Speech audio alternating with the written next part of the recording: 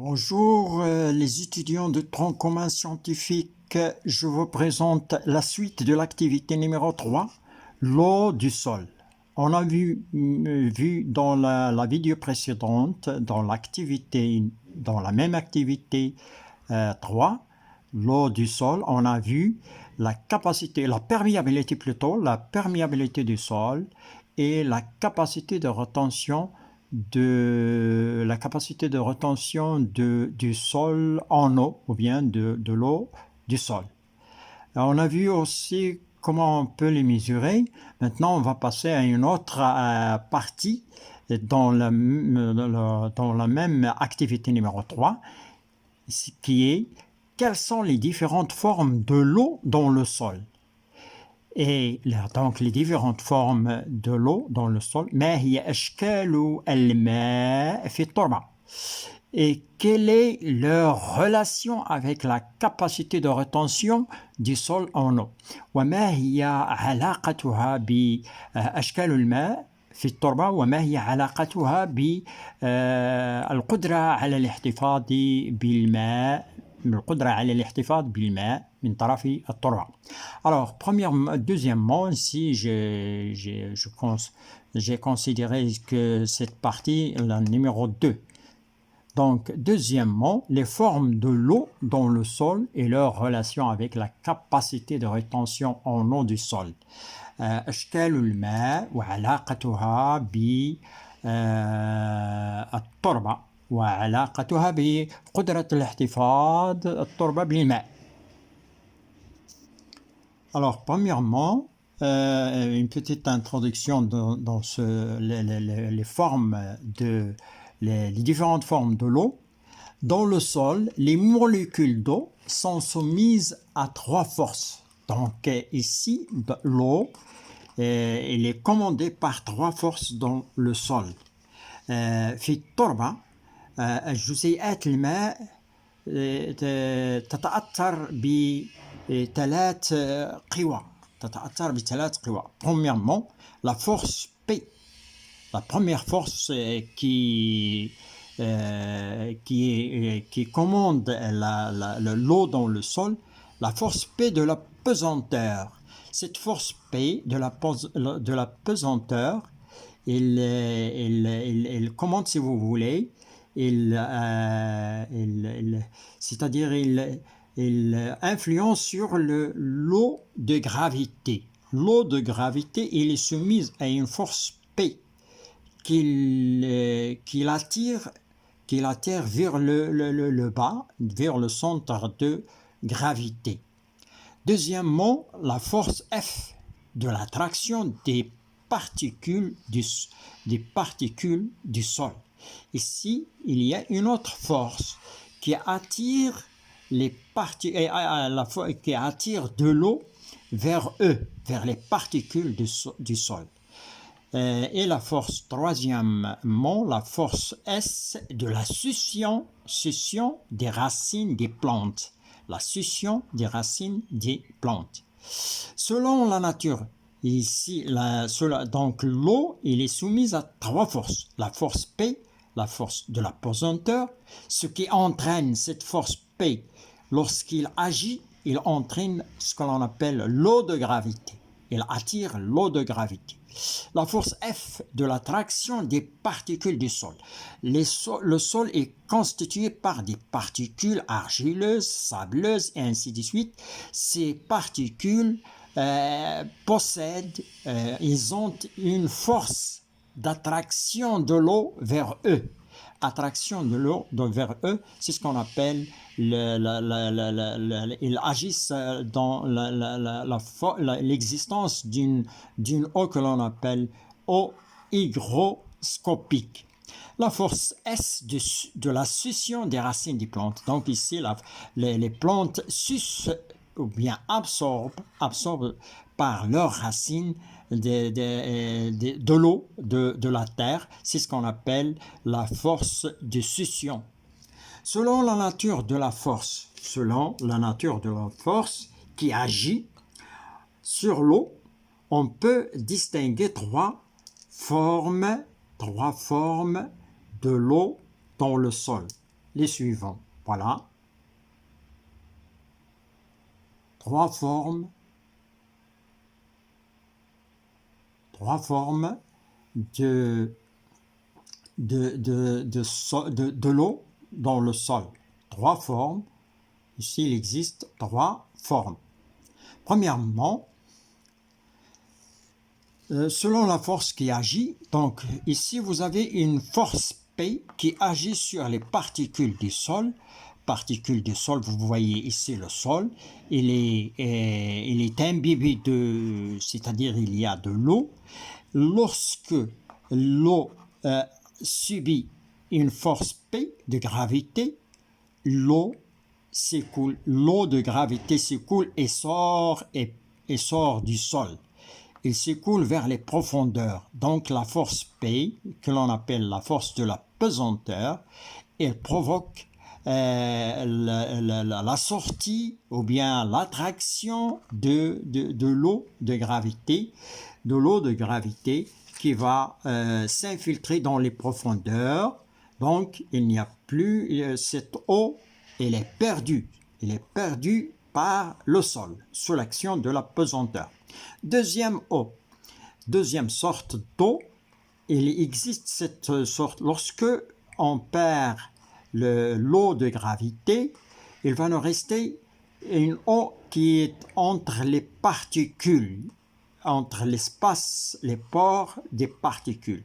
Cette eau est absorbée par les racines des plantes. Cette eau, elle est absorbée par les racines des plantes, c'est ce qu'on appelle eau capillaire. Qu'est-ce que ça veut dire eau capillaire? C'est une eau qui est soumise à une force F de succion. La succion F. Succion, les plantes, par leurs racines, absorbent par une force de succion l'eau de capillaire qui existe entre les particules. Finalement, lorsque l'eau capillaire qui existe entre les particules du sol est absorbée, il ne reste une troisième sorte de l'eau que l'on appelle l'eau hygroscopique, qui est soumise à une force d'attraction F, par les particules. Les particules attirent vers eux une eau que l'on appelle eau hygroscopique, il est incapable d'utiliser par les plantes.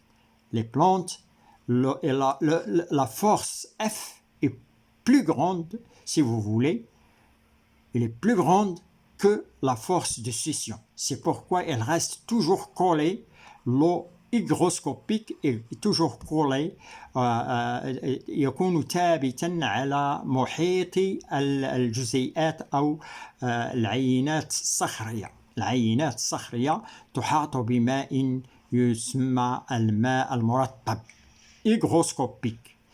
Bien.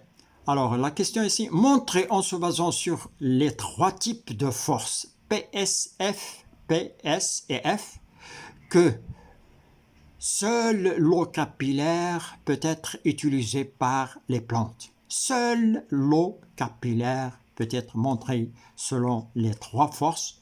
Ici, si je soulève les trois forces ici, vous avez, voilà, là on les voit. Ici, vous avez la force F est responsable de l'attraction d'eau hygroscopique vers les particules. L'eau capillaire est soumise à une attraction S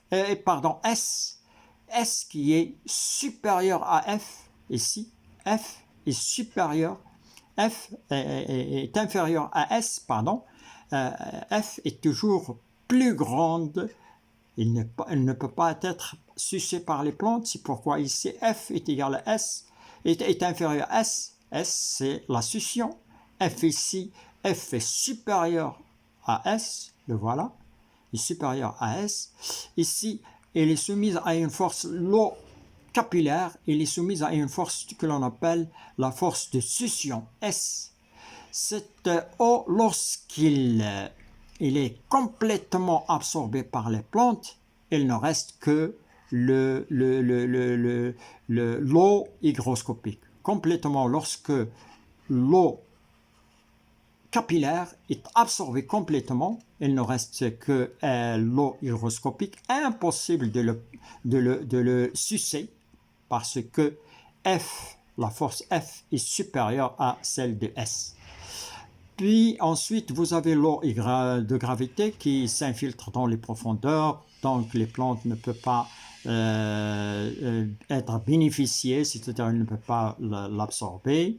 Celui-là, il ne peut pas absorber l'eau hygroscopique, il ne reste que l'eau capillaire.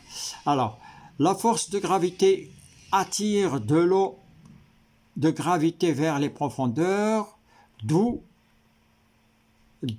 ici, vers la profondeur du sol et sort du sol.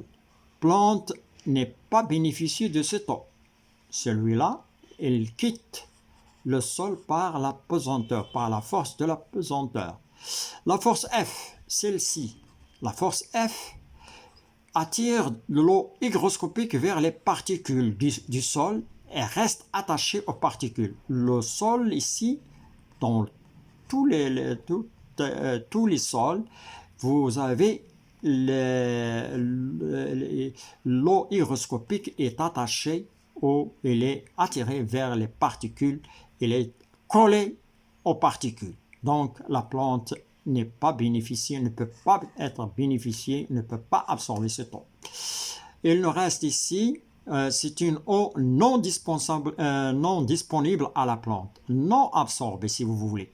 Donc l'eau capillaire qui est attirée par la force S, force de succion des racines des plantes, est la seule eau utilisée par la plante. On l'appelle eau disponible ou bien eau utile. On l'appelle eau utile aux plantes ou bien disponible à la plante. Absorbée. Il est absorbé par la plante. Deuxième question sur ces différentes montrez à partir de 3 formes d'eau en quoi consiste la capacité de rétention en eau du sol. بين من خلال هذه الأشكال الثلاثة ما هي مفهوم القدرة على الاحتفاظ بالماء. Alors, c'est tout simplement en quoi consiste. Elle consiste en eau hygroscopique plus eau capillaire. Qu'est-ce que ça veut dire la capacité de rétention en eau? C'est l'eau hygroscopique plus l'eau capillaire. Ces eaux, ils sont retenus par l'eau.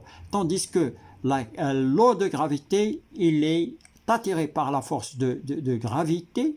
On a vu ça dans la première vidéo, que la capacité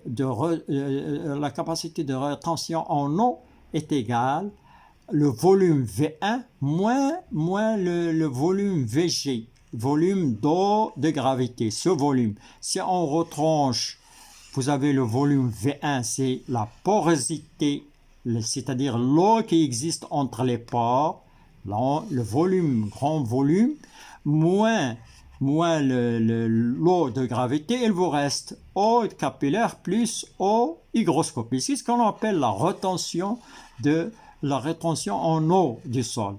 Il y a قدرة الاحتفاظ بالماء تتمثل في الماء الشعيري والماء المرطب ونحسبها ب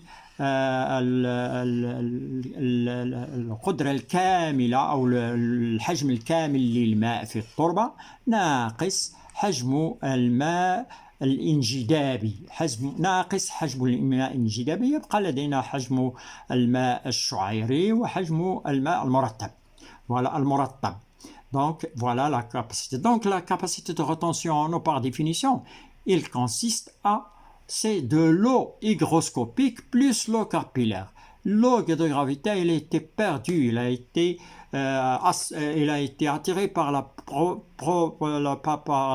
pesanteur d'eau et il s'infiltre en profondeur. On passe maintenant à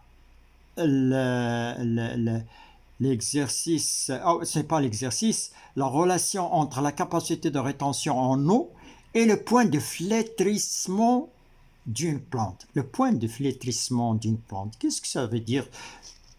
Qu'est-ce que ça veut dire ce point de flétrissement? La relation entre la capacité de rétention en eau du sol et le point de flétrissement d'une plante. Le point de flétrissement d'une plante, c'est-à-dire un moment au lequel la plante se fane, se fane, c'est-à-dire meurt. Voilà le point de flétrissement d'une plante. La plante ici, en présence d'eau capillaire, elle est capable de vivre, elle est capable d'attirer cette eau. Premièrement, ici, vous avez dans le premier mot, l'eau de gravité a été perdue, mais la plante est toujours capable de sucer l'eau capillaire. Alors, lorsque l'eau capillaire a été absorbée totalement, c'est-à-dire cette eau qui entoure les particules du sol, le voilà. Ce n'est pas celui-là qui est collé. Celui-là qui est collé, c'est hygroscopique. Celui-là qui est collé sur les particules, incapable de le sucer par les plantes. Donc les plantes, ou bien la plante, est capable de sucer l'eau capillaire. Lorsque cette eau est complètement sucée, la plante se fane. Donc, quand est-ce? C'est-à-dire, quand est-ce que la plante se fane? Quand il a totalement sucé cette eau capillaire. Est-ce qu'il nous reste? Il ne reste que l'eau hygroscopique. Ça veut dire cette eau hygroscopique incapable de le sucer. Le voilà, il reste incapable de le sucer. Pourquoi? Parce que la force de sucement ou bien d'absorption est égale ou bien inférieure à F. Ou bien inférieur est égal ou bien inférieur à F. C'est-à-dire, on suce, mais la force ici, deux forces, lorsque deux forces s'égalisent, ici la force de succion et la force de F d'accollement de l'eau hygroscopique sont égales, la plante se fane. Donc, égalité de F et S, point de flexion, de flétrissement, pardon. Point de flétrissement. D'une autre façon, lorsque toute l'eau est sucée, l'eau capillaire est sucée, il ne reste que de l'eau hygroscopique, la plante se fane. C'est ce point, c'est ce moment, à ce moment-là, on appelle ce moment le point de flexion, de flétrissement, pardon, le point de flétrissement. Alors, la force, ici, vous avez ici, égalité de force F et S, point de flétrissement de la plante. Qu'est-ce qu'on a? C'est l'égalité des forces S et F. Lorsqu'il y a égalité de ces forces, ça veut dire lorsqu'il y a totalement, il y a une absorption totale de l'eau capillaire. Absorption totale de l'eau capillaire, la force F est égale à la force s'égalise avec S, la plante la plante meurt.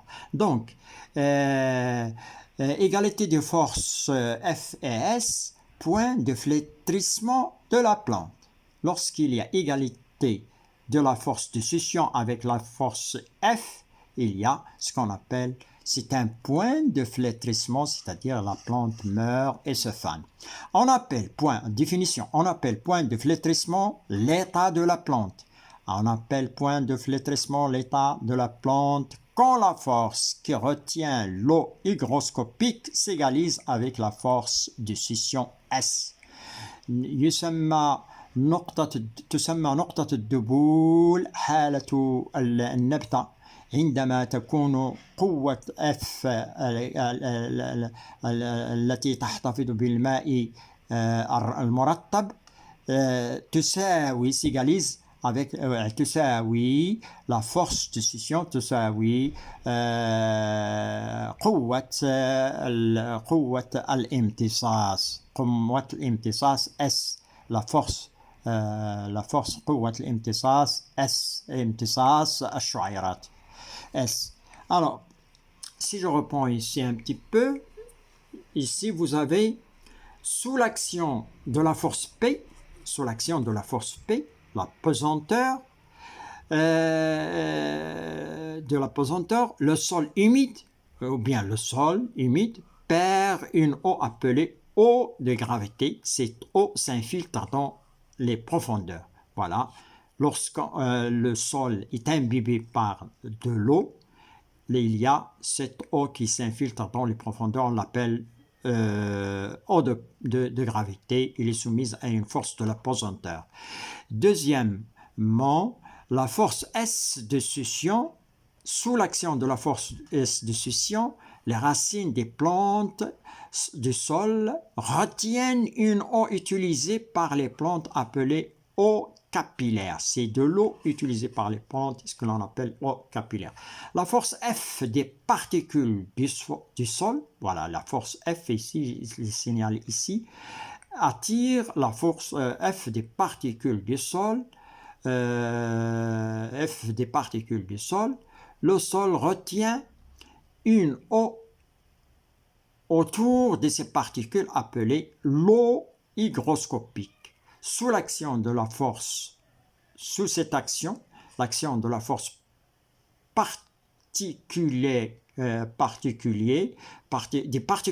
sous l'action de force de F des particules,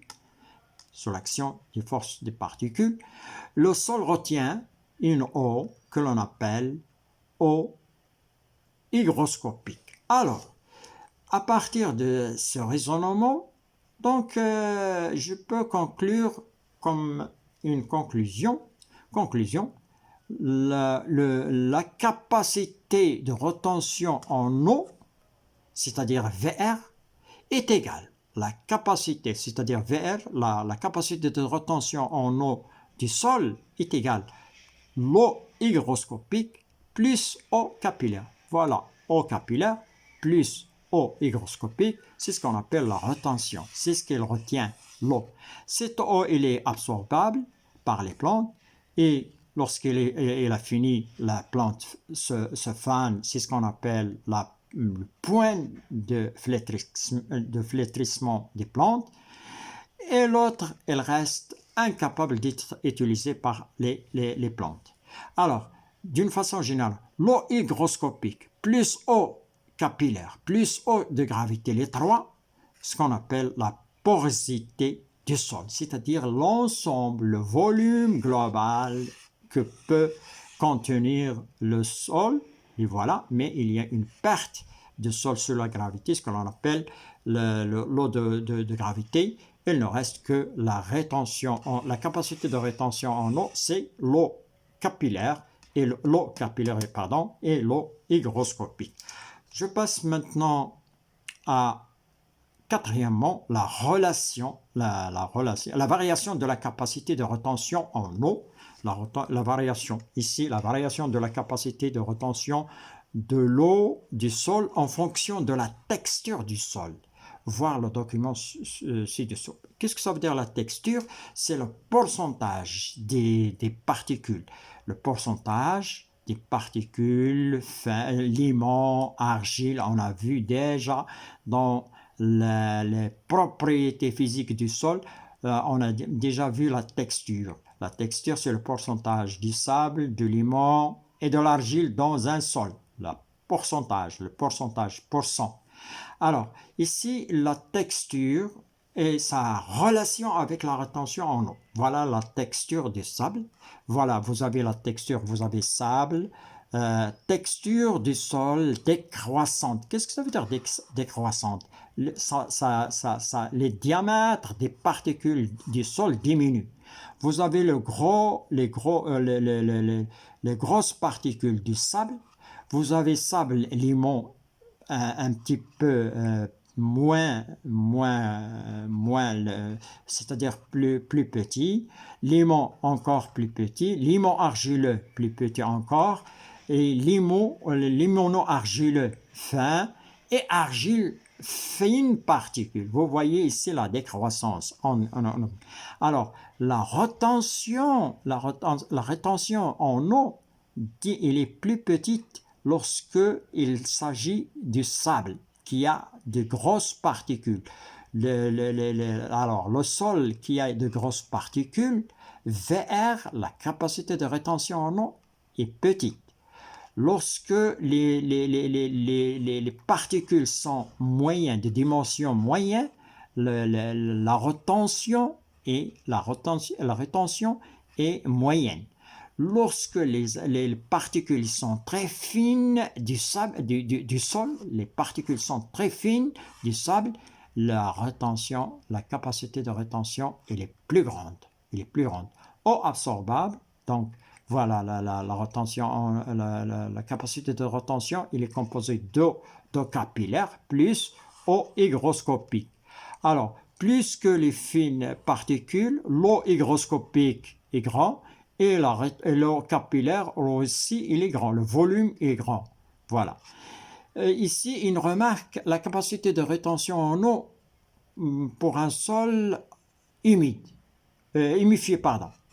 l'humus. Lorsqu'il y a présence de l'humus dans un sol, soit qu'il soit de grosses particules, ou bien de moyennes particules, ou bien de fines particules, il y a une augmentation de rétention en eau par l'humus. On a déjà expliqué ça. Le complexe argilo-humique, le complexe argilo-humique, lorsque je dis pour un sol humifié, c'est-à-dire il y a présence de l'humus, c'est-à-dire il y a présence du complexe argilo-humique. On a déjà expliqué que ce complexe retient les sels minéraux. Il enrichit le sol par les sels minéraux et l'eau. Il retient l'eau aussi. Voilà la courbe de cet sol humifié, c'est-à-dire qu'il présente le complexe argilo-humique. La capacité de rétention augmente. On passe maintenant à des questions qui sont posées sur cette variation de la capacité de rétention de l'eau en fonction de la structure du sol, diamètre, c'est-à-dire en fonction des diamètres. Plus que le sol a des particules fines, plus que la capacité de rétention augmente. La capacité de rétention augmente. Et le contraire, plus que les particules sont très grandes, plus que la capacité de rétention diminue, il est petite. Alors, décrivez les courbes du graphe du document 4 ci-dessus, en haut. Alors, la description, vous les avez vues. La courbe de la capacité de rétention de l'eau et la courbe du point de flétrissement. Il faut signaler ce point. Ce point de flétrissement, c'est en milieu. Il existe entre le milieu, voilà. Point de flétrissement, le voilà. Le point de flétrissement, c'est ici en milieu. Il existe la force attirée par les particules, l'eau qui est attirée par les particules, c'est-à-dire eau hygroscopique, il n'est pas utilisé par les plantes. Celui-là est disponible pour les plantes. Il est attiré par la succion des racines. Voilà, eau capillaire, eau hygroscopique, il est attiré par les particules ici. Il y a une force d'attraction ici. Et il y a une force de succion de l'autre côté. Au milieu, il y a le point de flétrissement. Le point de flétrissement avec un T à la fin. Alors, décrivez ici le point de flétrissement. Si la capacité augmente, c'est-à-dire la capacité augmente, le point de flétrissement suit la capacité. Il augmente lui aussi. Il est situé entre l'eau hygroscopique et l'eau capillaire. نقطة الدبول دائما تتبع قدرة الاحتفاظ بالماء. إذا ارتفعت قدرة الاحتفاظ بالماء ارتفع نقطة الدبول ارتفعت معها.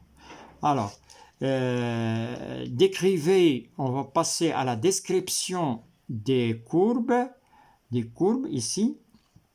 Comme je l'ai dit, la courbe de la capacité de rétention de l'eau et la courbe du point de flétrissement augmentent en fonction de la décroissance du diamètre des particules constituant le sol.